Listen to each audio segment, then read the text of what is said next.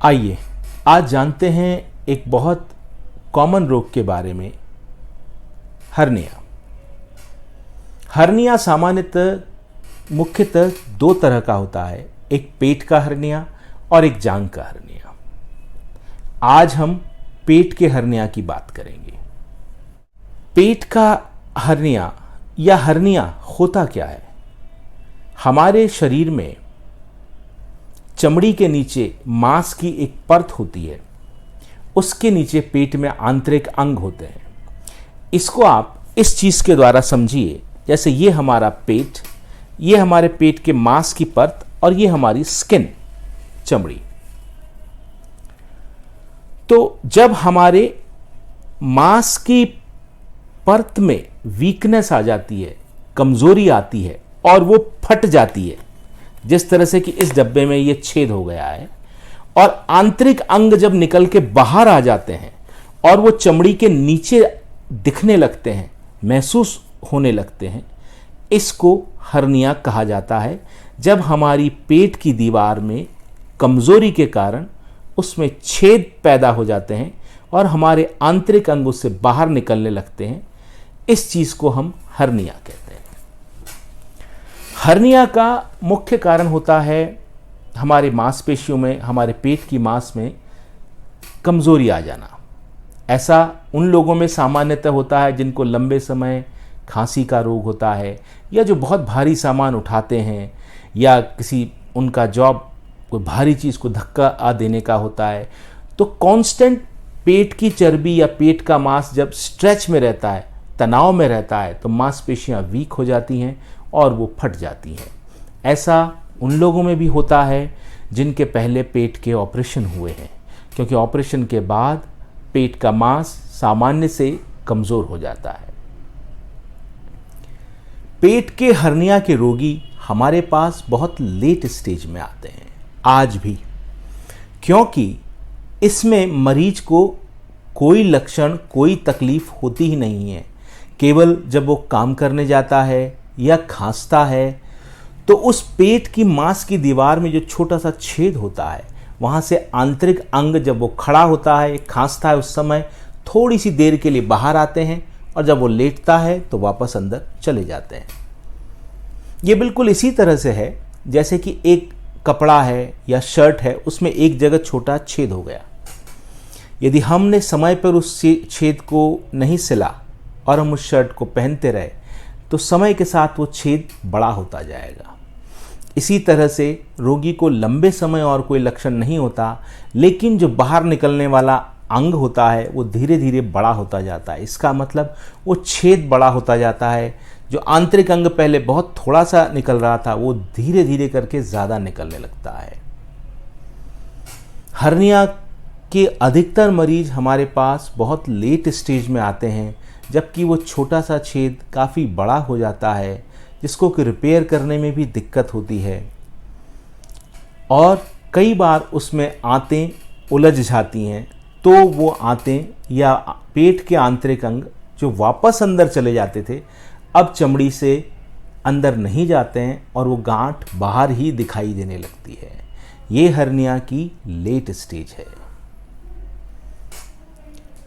Hernia में उपचार केवल ऑपरेशन के द्वारा संभव है। इसमें दवाई गोली का कोई रोल नहीं होता। ऑपरेशन में जैसे फटे हुए कपड़े में हम यदि फट जाए, तो हम उसको सिलने के लिए दो ही तकनीक इस्तेमाल करते हैं। या तो हम कपड़ा मजबूत है तो उसमें टाँके लगा देते हैं, या कपड़ा गला हुआ है तो रफू करवा लेते हैं। उसी तरह से हमारे पेट की मांस की दीवार यदि मजबूत है तो हम उपचार केवल, और छेद छोटा है तो टाँके के द्वारा उपचार ऑपरेशन कर सकते हैं। और यदि पेट का छेद बड़ा है, पेट की दीवार कमज़ोर है, तो हमें भी जैसे रफू में एक बाहर से कपड़ा लगाया जाता है, हमें एक प्लास्टिक की जाली इसमें लगानी पड़ती है पेट की मांसपेशी को अधिक ताकत देने के लिए। तो उसको हम मैश रिपेयर बोलते हैं।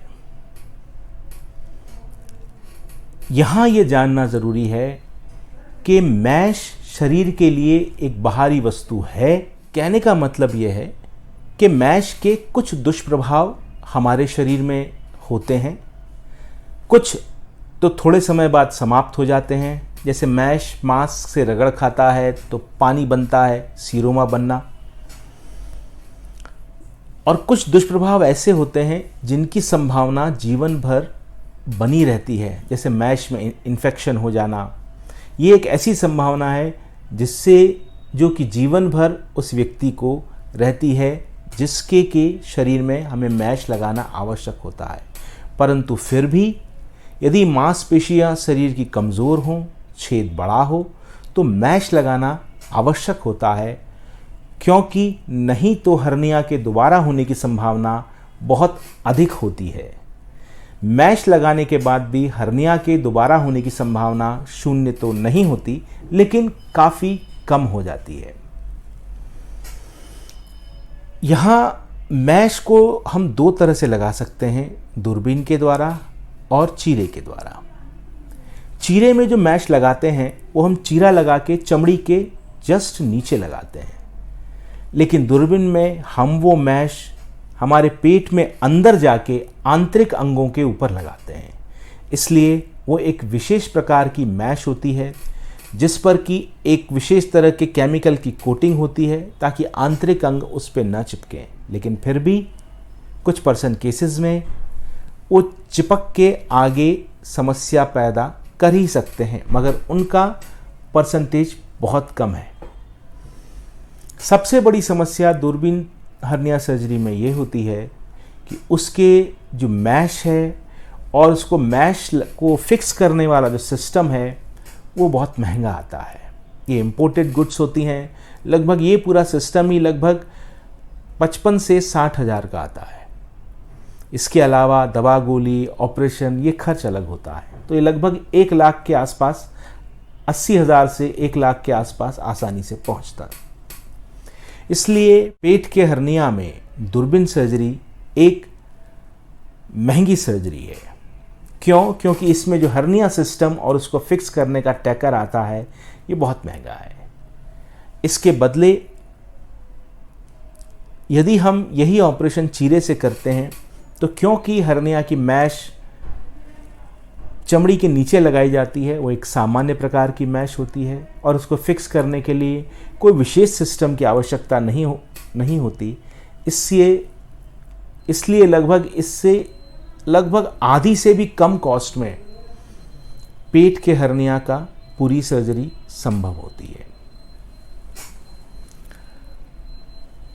जानने या बहुत महत्वपूर्ण बात हम सब के लिए ये है कि जब कभी हर्निया या आपको ऐसे लक्षण हों तो जितना जल्दी हो सके आप चिकित्सक के पास जाएं और उपचार लें, क्योंकि आपके जल्दी पहुंचने से आपका ऑपरेशन हर्निया का छेद छोटा होगा तो कई बार वो टाँकों से ही रिपेयर हो जाएगा, उसमें मैश लगाने की ज़रूरत नहीं होगी। यदि छेद छोटा होगा तो ऑपरेशन भी छोटा होगा, ऑपरेशन छोटा होगा तो आपकी छुट्टी भी जल्दी होगी। यदि मैश भी लगेगी तो छोटी साइज़ की लगेगी। छेद जितना बड़ा होगा पेट के मांस में, उतनी बड़ी मैश, उतनी बड़ी सर्जरी होगी। इसलिए ये हम पर निर्भर करता है कि हम अपने रोग को, अपने ऑपरेशन को छोटा रखें या बहुत गंभीर अवस्था में ले जाके कराएं। कई बार मरीज आंतों के उलझने पर, फंसने पर आता है, वो स्थिति बहुत गंभीर होती है। इसलिए हर्निया के रोगी को कोई लक्षण तो नहीं होते, दर्द नहीं होता, मगर इस बीमारी को जब ये छोटी है तभी उपचार करा लेना सबसे बेहतर होता है। धन्यवाद।